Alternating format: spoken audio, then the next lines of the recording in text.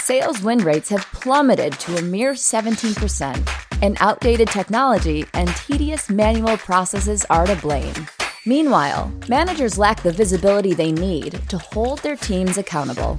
But imagine a world in which these crippling issues are solved automatically.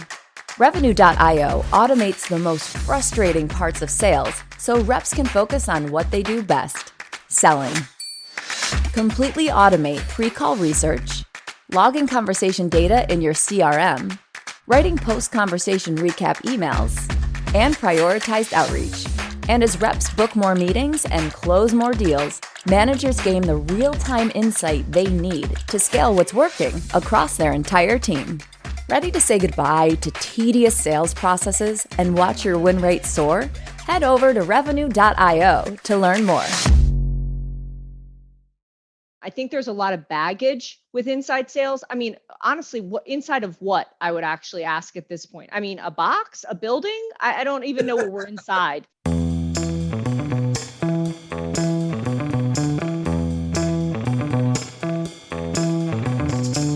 Welcome back, everybody, to this week's RevOps Podcast. I'm Alistair Woolcock, CSRO here at Revenue.io, joined with co-host Howard Brown, founder and CEO, and one of the pioneers of all things revenue science. Today, we are thrilled to have with us Joy Rowan. Joy is Vice President of Remote Sales at AmerisourceBergen, one of the world's leading supporting human and health companies, dealing with, Joy, correct me if I'm wrong, but a huge amount in the supply chain of healthcare, the efficiency side, accessible medications. It's a global, complex business. And as we're about to discuss, an even more complex sales side to the business as well. So Joy, welcome. We're thrilled to have you with us. Thank you. Thank you for having me. Welcome, Joy. Hi, Howard. Good to see you again. You too. Well, look, Joy, we want to dive in today and start with almost a simple statement and dive deep. Are we looking at the end of inside sales teams? And as you and Howard both think about that statement, I want to give a couple ideas for our audience to think through here. Right now, when we talk to chief sales officers, chief revenue officers, 3/4, in fact, about 74%, are currently updating seller competencies for virtual selling. Of that, around 43% are completely remapping how they are dealing with both digital technologies, engagement technologies, and virtual buying. And the reason for that is because despite us coming out of the pandemic, we are continuing to see a rise of virtual selling. And the world is blending all of the roles of field sales and inside sales together. Joy, Howard, are we at that end? I'm going to say, gosh, I hope so. And I only mean that, and I hope the word inside sales is dead, because what we are, we're evolving and growing and changing into something much better and much different. I think there's a lot of baggage with inside sales. I mean, honestly, what inside of what, I would actually ask at this point. I mean, a box, a building? I don't even know what we're inside. I mean, what are we inside? So is remote selling, is virtual selling dead? Absolutely not. You just named it and everybody knows it. But it's not the inside sales of 5 or 10 years ago. At least in my vision and my belief, it's evolving and changing into something much more sophisticated, right? So it's really blending the efficiency and scale of remote with taking the tools and technologies that we have, that we didn't have anything like this 5 or even 10 years ago, into creating a different selling experience and a customer experience. And so it's leveraging the power of the remote, the power of the tools and technologies to actually give us more human interaction, more sales interaction, not less. And that's really, for me, the key. And that's why, for me, it's also, I think there's a lot of baggage inside sales, that it's, like I said, this like production quality. And that's the other thing I think we've learned, is that not all sales is that either. I mean, maybe that's certain types of sales, but now we see hybrid and remote sales, very sophisticated, high level and organizational sales. So I don't think inside sales is what we are anymore.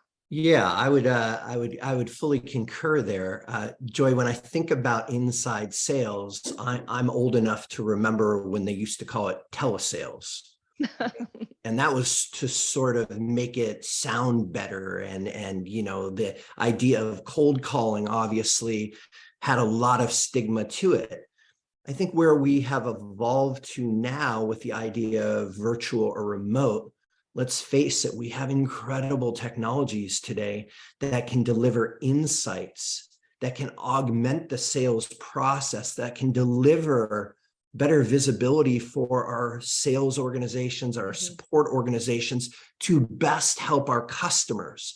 So it's utilizing all of that data, all of that goodness that we know about our customers and our prospects to allow us as salespeople to better serve them, to better help them. And in the past, field, while it's not gone, and we build relationships when we visit one another and we spend time with one another, but it's really hard to scale that. I can only visit so many customers in a given day. Now, with all of these tools that are available, we're sitting here on a Zoom meeting, our ability to connect and make sure that we have the kind of conversations so that we can deliver value, so that we can better understand what your needs are critical. So I believe that we're arming sales teams, go-to-market teams with tools to make them better. And so I'm not a huge fan of the inside sales jargon, whatever. The idea is, what are we doing to make our salespeople better, making them more contextual, making them more helpful to any buyer, to any customer? And that's really key for me. Yeah, and I agree with you, Howard, and I'm not surprised, given your background as a clinician, that the humanness comes through, right? And I think that's the key for me, is that we have the technology and tools now to still allow the humanness to come through. And that's the key, right? We're not trying to, at least in my vision or version of remote sales, it's enabling rather than disabling our teams to have more of those human interactions, because the conversation AI, it should be helping in other ways, but nothing replaces that human interaction, the ability. And that's why we, pay our salespeople, and why we look for people who can, like you say, contextualize, who can pivot, who can understand a nuance or connect dots that sometimes our AI and other tools can, and sometimes they can't. And so, like I said, I think for me, it's the ability to free up the seller's time to be even more human, right? And to have that human engagement, because I fully believe, whether it's in person or remote or both, some version of both, that's ultimately what can drive it. It drives better customer experience. It drives better business results. It also drives the seller experience. That's right. I think we've also learned that being remote also enables you to find different and diversified talent and experience by not being so geographically specific. So to your point, yes, we can also leverage the scale of not having to travel everywhere, which is also quite a bit more sustainable in a couple different ways. As well as, I know for us, one of the things that's been the biggest pleasure for me is the different people we've been able to bring onto the team that we never would have been able to bring on 3 years ago, when it was mandatory to sit in an office on the sales floor in, suburban Philadelphia. So that's actually been one of the things that, I think we talk about maybe less, but has been one of the pleasures of the evolution for me. I think that's such a great point, Joy, in terms of we're expanding the scope and accessibility of what is, arguably one of the highest paying professions in the world, sales in general, but also it is life-changing for many people if they can have access to the job, right? And once they can get the experience there. And I hope we continue to see more of that and we don't revert back, because it's a tremendous thing when people get that vision behind them. And with that said, as I listen to what you're saying there and what Howard's saying, I agree with, but I'm going to go back to reminisce on some of my Gartner days and stuff like that. A lot of people wouldn't philosophically disagree, but sales is getting harder than it's ever been before. And you have, I think there's general acceptance. Well, for a junior rep, sure, we'll support them, we'll help them, but they're largely focusing on emailing and video meetings, right? They aren't hitting the human components of this. And then you have at the other end of the spectrum, the senior AEs going, I could not use technology My goodness, that would be a terrible thing. Like my secrets are my secrets. My process is my way. Heaven forbid somebody record or provide an insight or action something in a way that would support me through emotion, right? And even most people go, do senior reps actually need this stuff? Like, did the field-based sellers, do they need support when virtually selling? So if it's getting more complex and we're seeing both ends of the spectrum converge, how do we shift people culturally to accept and use the things that are going to help them? Well, I think COVID did more of that job than any of the rest of us ever could with a transformation or cultural change or change management or whatever we want to do. And by the way, I don't think it was just our sellers, it was also our customers. So I think about this in terms of even personally or for some of our customers. So a lot of our customers are amazing resources in their community. They're independent retail pharmacists. So imagine the role that they played in COVID. But, obviously our field sales teams couldn't go there. Our remote sales teams were calling in. But if you would have asked any of us, 3 years ago, like they're never going to take a video call. And, and some of them, aren't as tech savvy, maybe, they're amazing clinicians and business people, but maybe this wouldn't have been their comfort zone. But then I think about even like my parents who wouldn't have either, but because in COVID, their choice was to see their grandchildren via Zoom or not see them at all, you better believe they got comfortable with the Zoom, right? And so I actually think in terms of shifting the culture, that was the biggest game we're ever going to get in shifting. And we've had really positive feedback from our senior sellers, our field sales sellers who have said, it's really made me rethink, do I need to get on that airplane? And sometimes the answer is, yeah, I need to get on that airplane. That is a customer or prospect that I'm making that choice. But I think people are thinking of it twice, where perhaps we wouldn't have thought twice. There's a lot of us sales folks, I did field sales for a long time, that wouldn't have thought twice before jumping in the car, jumping on that airplane. And so now I think really, Alistair, the question is, how do we keep the momentum going? Yeah. Like, how do we keep the momentum? That's what I think about a lot. How do we keep the momentum going? And I would say that, and this is maybe my most recent experience trying to transform and modernize remote sales within my world. And what a lot of it has come down to is that we've got the tools and technologies. We even have people that are more open than they've ever been. Now, perhaps we also need to think about the hiring of our future, but that's probably a separate conversation. But we have people as comfortable as they're ever going to be. So from my perspective, one of the key things to keep the momentum going is the seller's user experience. That's right. So here's the thing, if you give them these tools and technologies and they're difficult to use, they don't see value in them, it's like clunky integration. It doesn't really work between systems. It doesn't really integrate into their flow of work. Again, maybe we need to ask them to do some things differently in their flow of work, but it doesn't integrate at all into their flow of work. They, as a user, weren't considered in kind of, as you look at workflow and design, you lose them. Mm-hmm. So it's imperative from my perspective to keep the momentum going. You really have to think about the user, the sales user, whether that person is remote, whether that person is hybrid, whether that person is field sales, and say, how do I design their sales user experience in a way that they get value out of it and that it works in their flow? So that would be my answer of if we want to keep this momentum going, I think that's going to be a critical success factor. Joy, one thing I really appreciate about you is you're so consistent. When we spoke last time, you spoke about your customers and these, in some cases, mom and pop pharmacies and your respect for them and what they do and how much they matter to the community. Very, very people-centric, very focused, a lot of respect.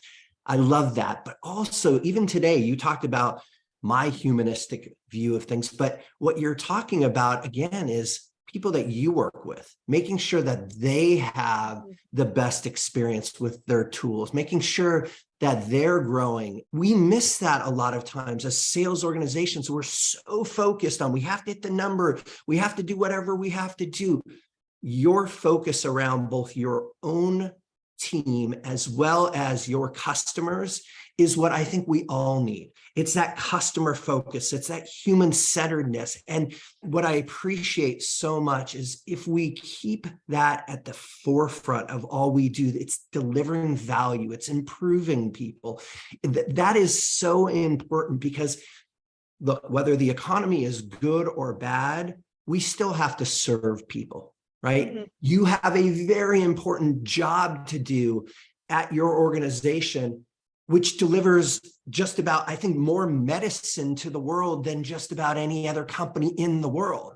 I mean, think about that. For that entire supply chain, all of that needs to work.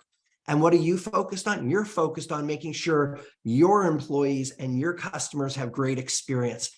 It was a joy to talk to you, not to use joy, but it was one of the reasons I was so excited to have you join us today. It's you're consistent, you're focused, and it's about delivering exceptional experiences on both ends. So I just wanted to say that. Oh, thank you. Yeah. Thank you, Howard. I appreciate that. That's very kind. And there's a quote, like it's a George Merck quote. And he always said, if you focus on the patients, whenever we focused on the patients, the profits have inevitably followed. Mm-hmm. And I would say the same thing when you focus on the people, whether you're talking about your end users or your clinicians or patients or your own team, when you focus on the people, my experience in 25 years of sales in healthcare sales is the rest has ended up working itself out. You know, I'm certainly not the first person to say it, but when your sales users are happy and productive, they have a good experience. They're giving your customer an excellent experience. And I've sold a lot of things. I've spent a lot of time in sales and healthcare, and I've never failed to see when those two things align. I've never failed to see the business results follow. Yeah. So I just inherently believe that, you know, that's how it works. And when I've seen it not go as well, one of those two things or both of them are misaligned or broken. 100%. And you're right. Like in our business, like there is no room for, like there's not a lot of room for error, and there's not a lot of room for not getting it right and for not servicing these customers. Our customers service our communities, who are us.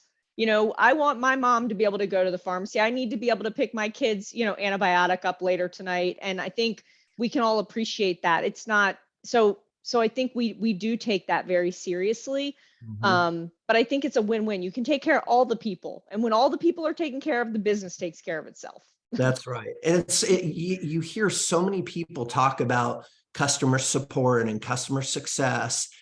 And you know, what we have to think about, what you're really underlining here, is that if you have miserable employees because they don't have the information that they need to be helpful, they don't have the sales information, they don't have the customer information, and they get a customer on the phone who's aggravated because they're not getting what they need, that's not a great experience for your employees. It's awful. And imagine having that happen over and over and over again. And you don't have to imagine it. You could talk to most sales reps. You can talk to most support reps. They're not given the tools to be ready, available, and in the moment. And so they're having frustrated people all day long, upset with them.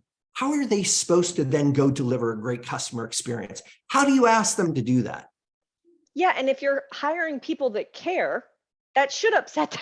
You know, they should want to be able to do better, you know, do better than that. So then as organizations and as leaders, it becomes imperative that we do better for that, right? Like we set those conditions. And and that sounds so easy. I think actually that's what most people want. I think that's what most companies want. I think that's what most leaders want for their people. I will say it is far harder to execute that in reality, you know, than it sounds. I think on one hand, the increase of technology and technology stacks has given us far, far greater benefits and things that we can do that we couldn't do before.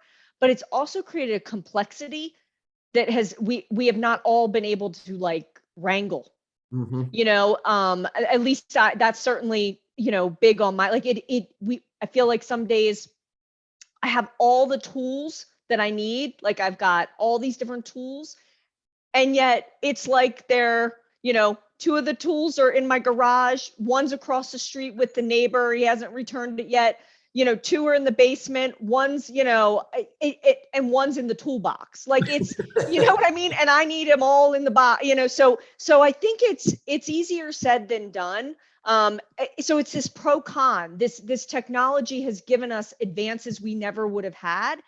But then the real tough part is, but how do I knit it together in a way that again goes back to this enabling rather than disabling? Mhm. How do I pick the right ones for the right function when multiple ones can do different things? So again, it goes back to this kind of user experience or workflow that works for that user. And I suspect other people have this too, but I have 6 different types of remote sellers. It's not like a monolith, Mhm. it's a seller or it's a remote seller. Their roles are different. And so their needs are different. And so how do I create this consistency, especially because organizationally, we need consistency. We need to be using similar tools. Our business is complex. We can have a customer that's doing business with 4 or 5 different places within AmerisourceBergen. And so how do we create, we need to be on the same tools. We need to have this kind of consistency. And yet at the same time, the ability to customize for the role. So Mhm. again, easier said than done, I would say, but that's the kind of stuff that's on my mind. How do we wrangle it and use the best of it without letting the parts of it that trip us up? Mhm. Interoperability, Yeah. really kind of nerdy, boring things does that field connect to that field? It's funny, that stuff can really, one small piece like that can literally be like a wall. That's how complex the technology piece is in my experience. And I think we're living in an age now, Joy and Howard, where the average amount of tools that a rep is using when selling. So we're not including the back end, we're not including all the enablement, not including all the coaching, we're not including all the workflow. Just as they're selling is now sitting about 5.8 to 6.5 at any given time. All right. Now, some people might go, I thought it was closer to 20. Sure, if you look at 20, 30 across the full stack, yes. But in terms of they're engaging, they're using that stuff. Could you imagine even in this conversation you had, call it 6 other things happening at any given time as you're trying to deliver what we're talking about, a great customer experience. And you sit in tandem with that and go that 66% of reps right now have stated that they are increasing more logging, more data pushes, more than that than ever before. They actually aren't doing what we're hiring them to do, which is actually communicating and delivering an experience. And so I think your question is absolutely spot on, Joy. How do we actually rationalize the technical debt? I call it go-to-market debt, but the technical debt associated with what is now quickly becoming tool proliferation. How do we actually undo what we've done during the pandemic? Because there was a mad rush to go buy everything to help people now be effective. And now they're saying, well, I got a bunch of stuff and I actually is not making me effective. In fact, it's having the inverse of distracting me and causing me to enter a bunch more stuff everywhere. With that said, we're out of time for today. So what I'd love to do is cue that up for our next episode. Joy, I think we'll have you right back on that, and Howard as well. And we'll dive into actually how we address the technology stack and all its complexities. Joy, I love your customer-centric and sales-centric view of the seller experience in that. Joy, Howard, thank you so much for today. Thank you. Awesome. Howard, thanks as always. And please, everyone, remember to like and subscribe to the podcast and try our new dial-in number at 323-540-4777. That's 323-540-4777. And Howard and I will do our best to answer your questions on upcoming episodes. Thanks so much.